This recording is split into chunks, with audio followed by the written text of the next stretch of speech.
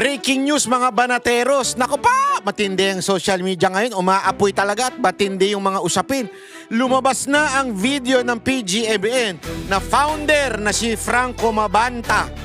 Matapos itong mahuli sa isang kontrobersyal na issue. Ayun! Ano kaya itong video na to?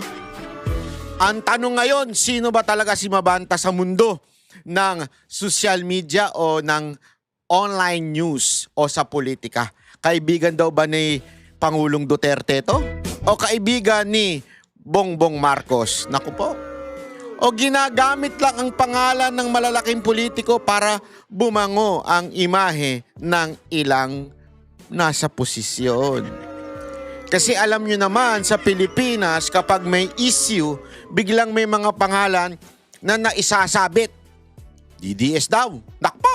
Marcos supporter daw. Nako. Connected daw sa ganito, kakilala daw ni ganyan. Pero dito sa Banat Bay, hindi tayo agad kakagat sa mga chismis at fake news ni Auntie Claire. Hihimayin natin kung ano ang lumalabas, ano ang ebidensya, at ano ang palabok lang. Ang mas matinding tanong, bakit ngayon lang lumabas ang mga ganitong balita? May video pa? May detalye pa? Naku po, may tinatago ba? May pinoprotektahan ba? O may pinapabagsak na kampo? Ayun. Kaya mga banateros kapit lang dahil sa video na ito, aalamin natin kanino ba konektado si Franco Mabanta. Ayun. Kasi alam nyo mga kababayan, tayo may personal knowledge tayo dyan. Minsan na nating nakausap at nakasama yan si Franco Mabanta. Kung maaalala ninyo, ito ay dati na rin naging kaibigan.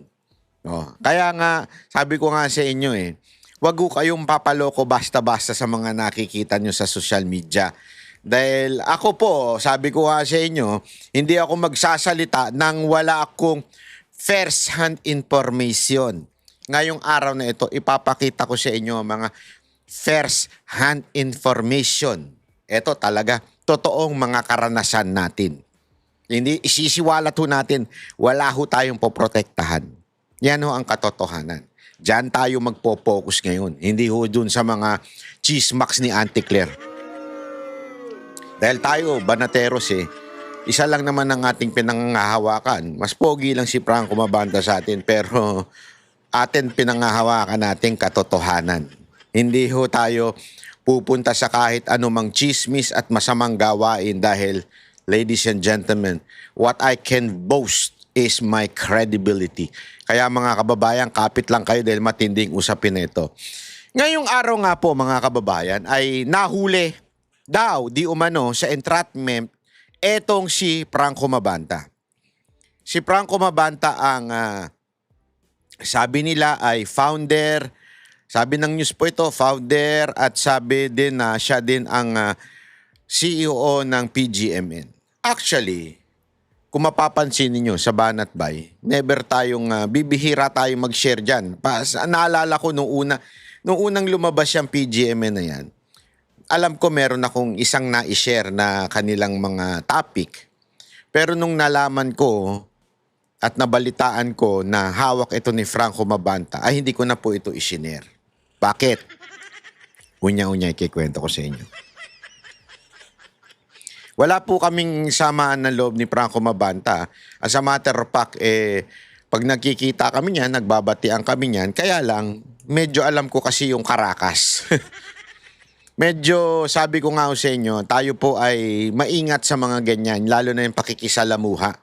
Halimbawa, katulad nung kay Madriaga, di ba? Yung kay Madriaga, yung mga pa-picture, delicate yan. Kaya ako, pagdating sa mga public gathering ng mga vloggers, ingat po tayo dyan kasi minsan nagagamit yan sa hindi tama. At ito na nga, katulad doon ito, yung mga pictures nagagamit ngayon. Pero ipapaliwanag natin kung ano ba yung mga picture na yun at saan ang gagaling yung mga picture na yun. Di ba? Kasi napaka-importante maunawaan natin ito para makita natin kung ano ba talaga ang konteksto at bakit nahuli. Ano yung mga haka-haka na bakit nahuli siya. Sabi ni Franco Mabanta, sinet up lang daw siya. Sabi daw ay nangingikil daw.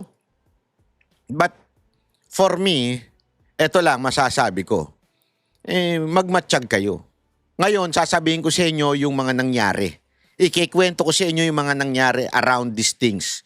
At kayo na bahalang mag-conclude, manghusga kung ano ang ano. Kasi it's not for me. Me, I will just present to you what I know, the evidence that we can get from social media. And it's up to you to conclude, is he a Duterte supporter or is he a friend of Marcos? O ito, panoorin mo natin ito munang pagkahuli sa kanya kasi napaka-importante ho nito. Ito, pasok. Arestado ng mga ahente ng NBI ang founder ng media company na Peanut Gallery Media Network at 4 na iba pa. Dahil ito sa pangingikil umano kay former House Speaker Martin Romualdez kaugnay sa flood control scandal. Para sa update, magbabalita si Gio Robles. Gio, nasaan na ngayon itong 5 suspect?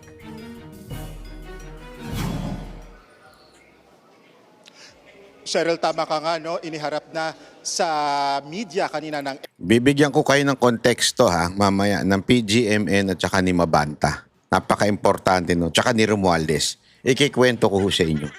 NBI, si Franco Mabanta, ang founder, CEO, Pangulo ng Peanut Gallery Media Network, isang online media platform. Arestado sa entrapment operation ng NBI si Mabanta at 4 na iba pa dahil sa reklamong extortion kay dating House Speaker Martin Romualdez. Mismong ang representative ni Romualdez ang complainant ayon sa NBI. Sa press briefing na din ni NBI na nangikil, humingi umano sina Mabanta ng 350 million pesos kay Romualdez. Grabe, no? Kapalit ng hindi paglalabas ng expose kaugnay sa dati. Pero alam mo, tataka ako dito, naka-freeze daw yung account niya ni Romualdez, di ba? Naka-freeze daw yung account ni Romualdez, pero bakit nakapaglabas ng 350 million? O dito, 300 daw. Actually, baka 75 lang ito dahil sabi 4 na Gibbs. Wow. Para palang kotse yan, 4 na Gibbs. Sa kotse, 10 10 taon. Dating House Speaker.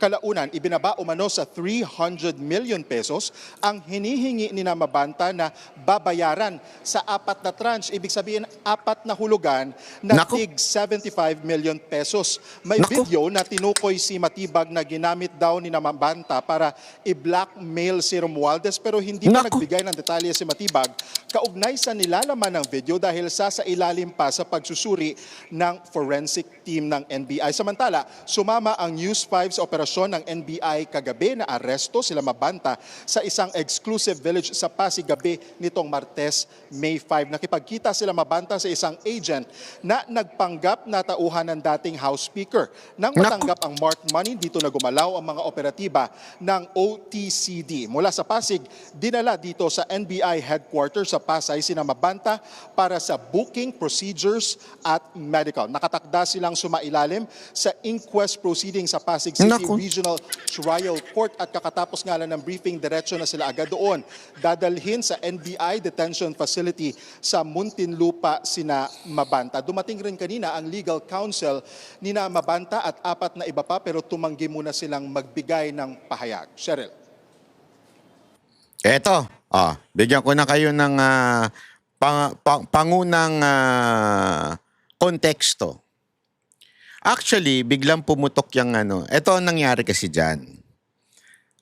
Ipapaliwanag ko natin. At lalagyan po natin ito ng mga resibo. Noong talagang panahon ni Marcos during the campaign, actually nagkaroon pa nga ng konting alitan, allegedly, di umano. Etong si Franco Mabanta at yung isa pang vlogger, yung malusog, di ko na lang papangalanan kasi hindi naman siya pinangalanan dito. Yung bayot na malusog, hindi ko na lang sasabihin. Kasi pareho silang kaibigan ni Marcos. Yung nagpipretend na Duterte supporter dati, yung bayot na mataba. Hindi ko na lang sasabihin yung sabi nilang may sakit na daw.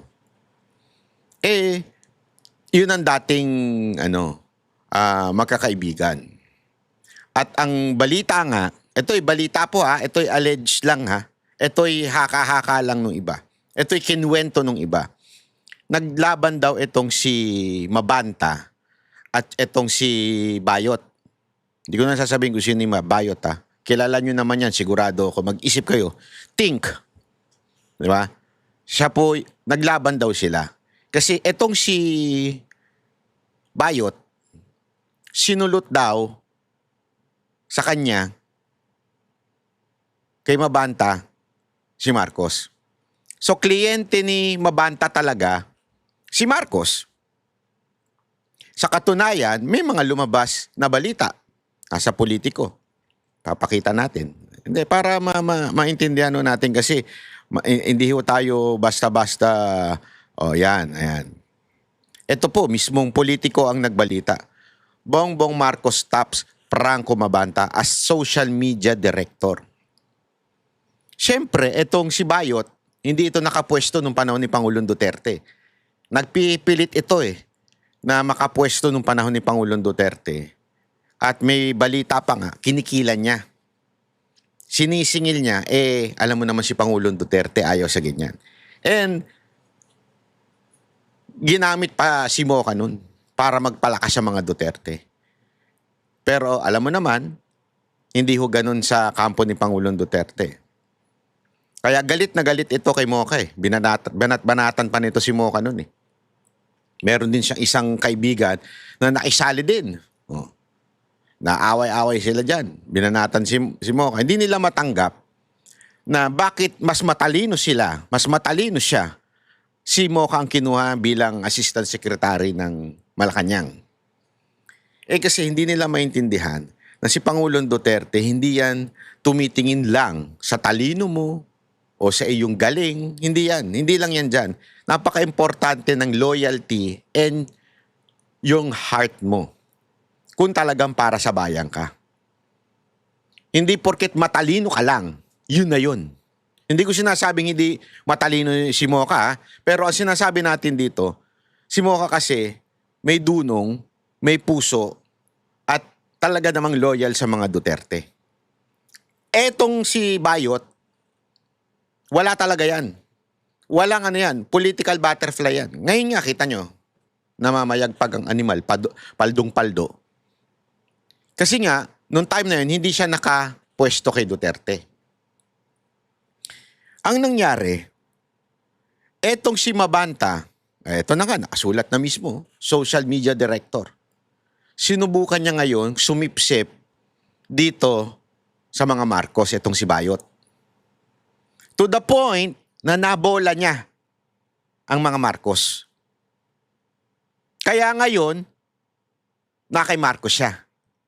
Kaya ngayon, natanggal si Franco Mabanta sa mga Marcos. Ibig sabihin, para bagang pinili daw, di umano, allegedly, kwento ito, pinili daw ng mag-asawang Marcos, etong si Bayot.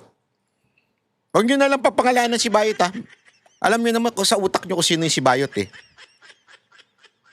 Kasi wala na yan lubog na yan Nabuking na yung kanyang Caracas, paldong-paldo na yan. Ngayon, di umano, ito si Franco Mabanta ay natanggal doon. Okay, ibig sabihin nawalan na, ayan, nakasulat naman Hindi ko na kailangan magsinungaling. Ayan, nakasulat na po Siyang social media director. And it was the time na may plano itong maging presidente ito si Marcos Noon pa lang yan, panahon pa ni Pangulong Duterte yan. So binibuild up nila yan. Kaliwat kanan sa kanila nang gagaling yan. At yung mga bataan yan, yung mga kaibigan yan, makikita nyo yan sa mga picture, di ko na sasama. Di ko na lang dito. Lumabas din ang picture sa social media.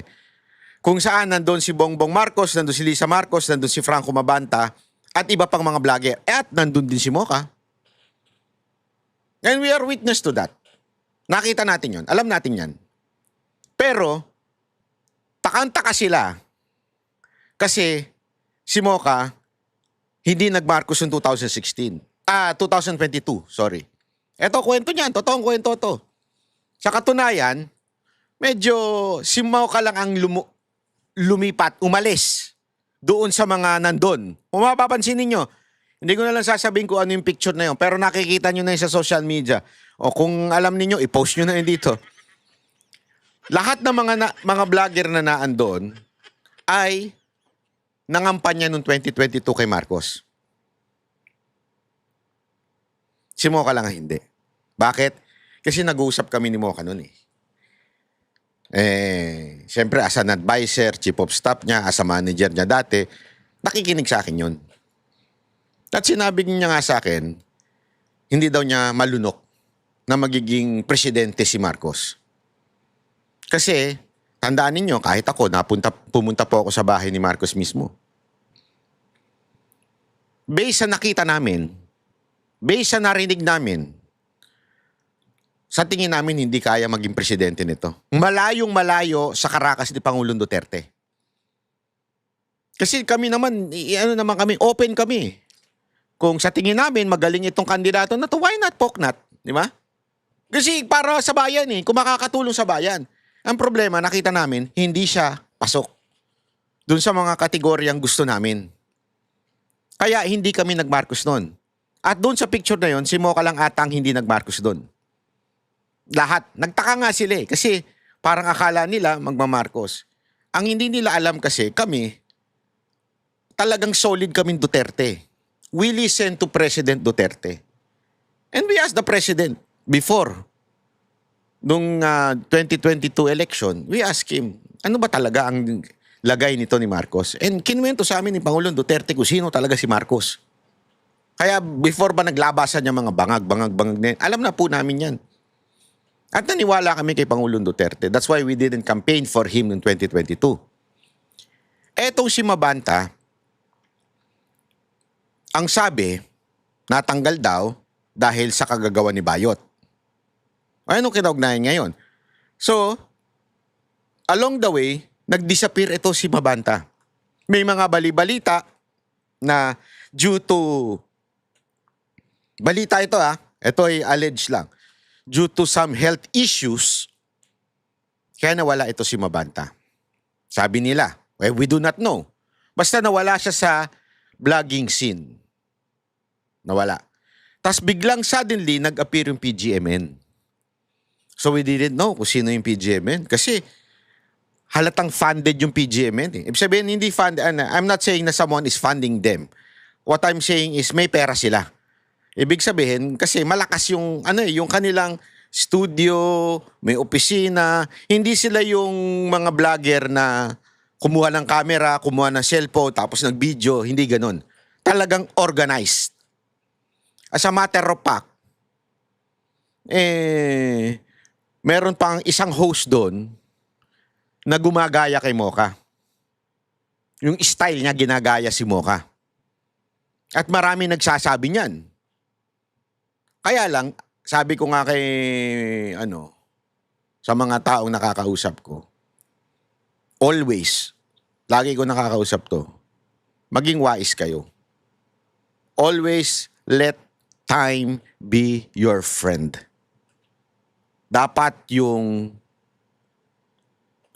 panahon.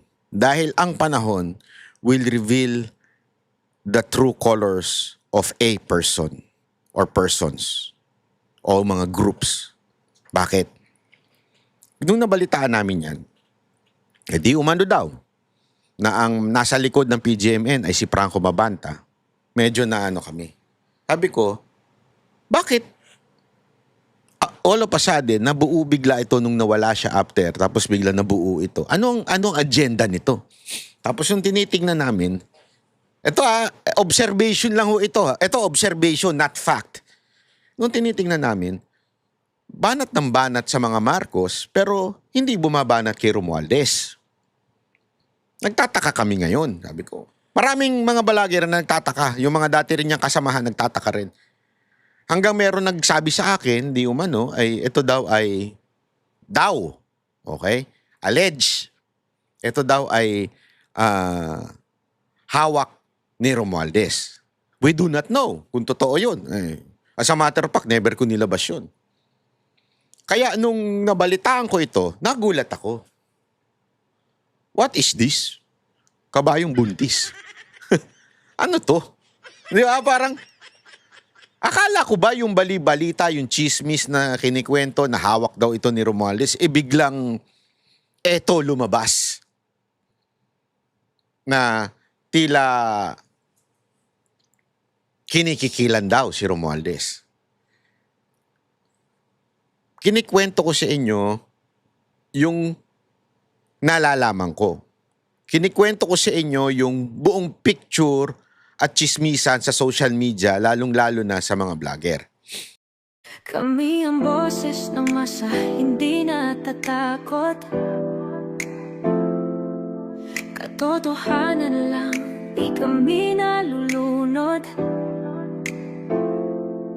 Walang bahid ng sismis, lahat ay totoo. Kahit sino ka pa, pag mali ka babanatan ka. Walang pinipili kulay, wala kaming kinikilingan. Basta para sa bayan, kami lalaban. Pagdama palakpakan, pag mali banatan. Di matitinag, di matatakot, para sa bayan tuloy ang sigaw. Sa harap ng kamera, walang halong takot. Mga baluktot, lahat kayo'y tutumba. Ang hustisya at totoo, yun lang ang mahalaga. Kahit sinong harang, di kami matitinag. Walang pinipiling kulay, wala kaming kinikilingan. Basta para sa bayan, kami lalaban. Pag tama palakpakan, pag mali banatan. Di matitinag, di matatakot, para sa bayan tuloy ang sigaw. Kung nasa tama ka, ikaw ay aming kasama. Pero pag mali ka, handa ka na bang mabasag? Banateros kami, walang inuunan. Dahil bayan muna, bago ang sarili.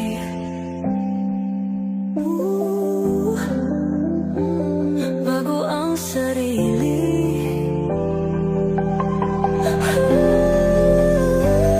Pag tama palakpakan, pag mali banatan. Banateros ang sigaw, katotohanan ang laban.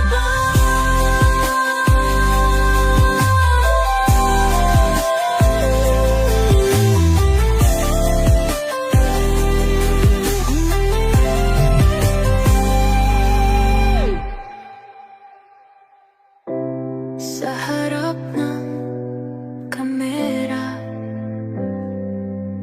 walang